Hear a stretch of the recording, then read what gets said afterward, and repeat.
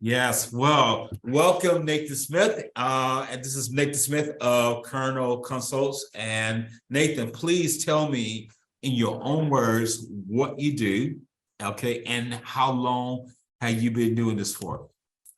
Okay, so I'm the director owner of Kernow Consult Limited, and we provide businesses across the Southwest with solutions on being compliant across all food and health and safety related matters. So that's through coaching, bespoke food safety management systems, assistance with food hygiene ratings, and internal safety audits, just so all around compliance. Overall compliance. How long have you been doing this for as well? So we started in 2017, so we've been running just over 5 years now. Okay, great, fantastic there. And obviously you started in 2017, and obviously we did have COVID, obviously in 2020 and 2021, and trying to come out of it right now. What would you say in regards to COVID? How has that kind of impacted you as a business, your business, and what actions you actually taken from that? Okay, so obviously, the pandemic affected all of us. And, Yes. with my business being predominantly in the retail hospitality sector, that provided quite a few challenges because obviously, as you're aware, a lot of pubs and restaurants, etc., were all closed. So Yeah. for us, that kind of brought things to a bit of a halt. Following on from that, 100% of the business revenue was pulled in from that sector. Yeah. So that pretty much dropped to zero. Whilst everything was closed. So once things started to reopen again and things kind of smoothed out a little, we focused more on the educational sector as well. So Okay. which is also always running. So now I would say 50% of the business revenue is from the educational sector as well now. Okay. And it's interesting, obviously the food and hospitality sector was really hit by COVID. And it's the most, it was like seriously adaptation, to the situation with COVID. And what did you do to adapt? Because obviously that hit your business as well, because the sectors that you cover. How did you able to navigate through that and come out on the other side of this? I think initially it was just about securing work in other areas that are a bit more secure, such as education. So, I help teach and lecture on environmental public health degree level. So that was initially something that we looked at to ensure that we'd have that business all year round, but also as well trying to secure more local work as well. So obviously with COVID, travel was could be a bit of an issue. So focusing more locally as well was the other thing that we did. Right, great. And obviously now going, you said 50% of the food and hospitality, and the other 50% is on the educational side. So how's that side, the educational side, how's that working out? How's that building up for you now? Yeah, that works really well. I mean, I do, like I said, I do that 2 to 3 days a week, supporting students that are on environmental and public health degrees, and that secures revenue 2 to 3 days a week. Whereas with a drop in revenue in the hospitality industry sector, it made it a little bit easier to cope with that drop in demand initially, although that is increasing again now. Things are more open, and things are going back to some sort of normal. Yeah, it's some sort of normal. Yeah, and I get that. And I was gonna say, I think the best question I could ask you that was, what has been your biggest learnings so far for you as a business leader?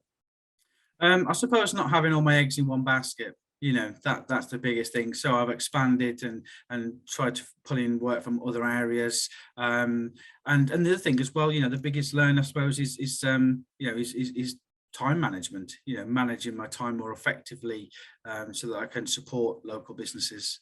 Yeah, sure.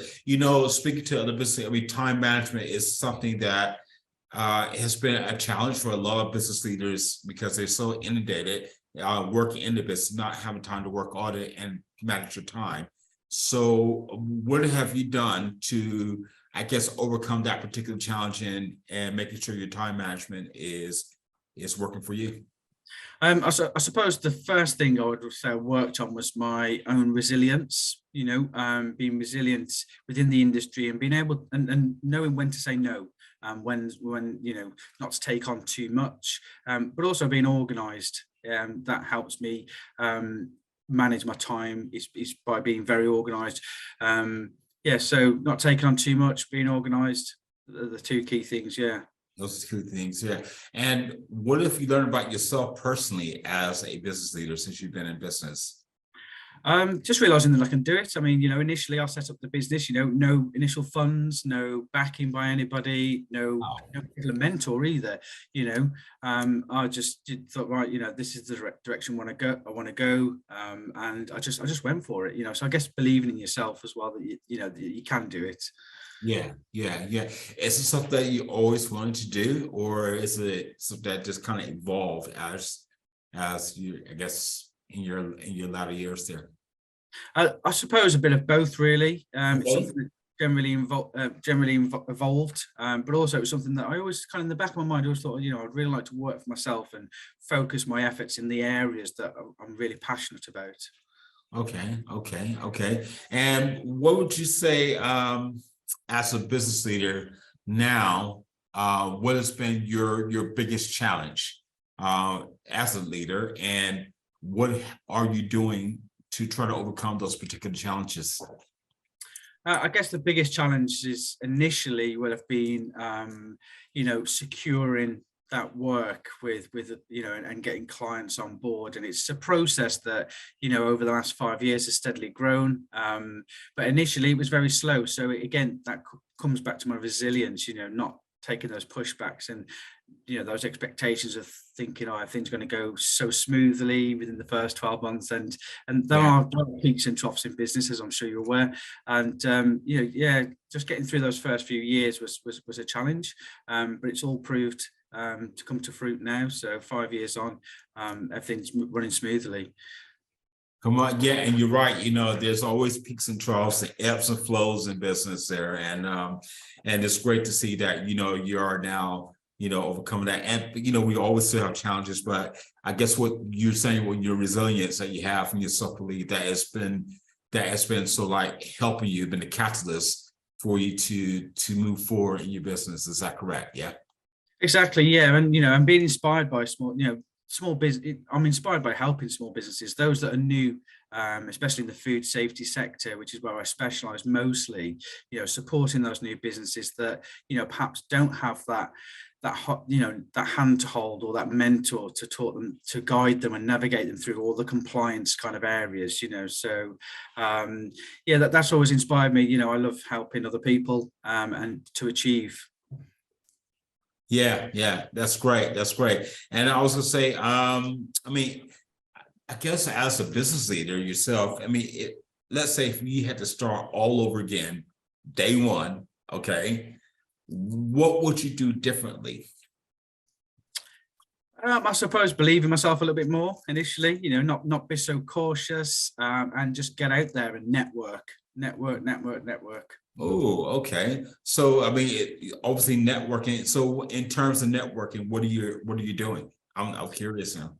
So we use LinkedIn as a platform to network. Obviously, as a member of the Chartered Institute of Environmental Health, I attend a lot of CPD events, and there's also networking opportunities within that to meet with other industry professionals as well. So, and I think networking is a big key thing to one, get your name out there, but also, for opportunities to arise from that as well. That's great. And I love the fact, and networking is so, I say it's so valuable in Cornwall, and for you to get your name out there is such a great way to do that and form a networking. What would you say, or what advice would you give to like an 18-year-old who was going to start their own business, start from scratch? It's like, okay, I want to get this business done. What would you advise them to do, and not to do? I guess the first thing I advise them to do is to have a plan. Obviously, most businesses will also have a business plan, but have a clear direction of the way you want to go. Outline those aims, and then from that, hash out all your objectives. How are you going to achieve that aim, and what steps do you need to take, in what order? And I guess the one thing that I would advise not to do is to not think that you can't do it, and to just dismiss the idea completely. That's really, really good. And you hit on earlier about inspiration. Yeah. And I know one of the things is that you love helping others, but is there anything else that has inspired you as a business leader, and what is currently inspiring you?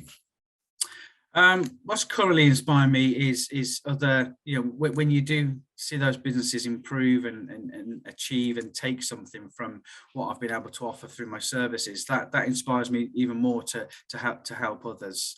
And yeah, and what was the first part of that question? Sorry. No. So what has inspired you, and what is currently inspiring you? Yeah. Yeah, I think what has inspired me is, I've got other friends and family, that also have businesses, and you think, oh, I'd love to do that, and you look up to those kind of people, and I've been able to tap into some of those people and use as mentors as well. So, which I guess is one thing that I didn't have when I first started, was a mentor. So I think having that, if you were a new business, and you were thinking about starting out, is to have that mentor, somebody that can kind of take you under their wing and just, give you some reassurance where needed, I suppose. Yeah. And I think that's great, just to have someone like that, and you can just, I guess, glean and lean from as well, and for others as well. And I'm just really, really been inspired about this conversation, this interview, what we're doing. And I was going to say thank you so much. This has been great there. And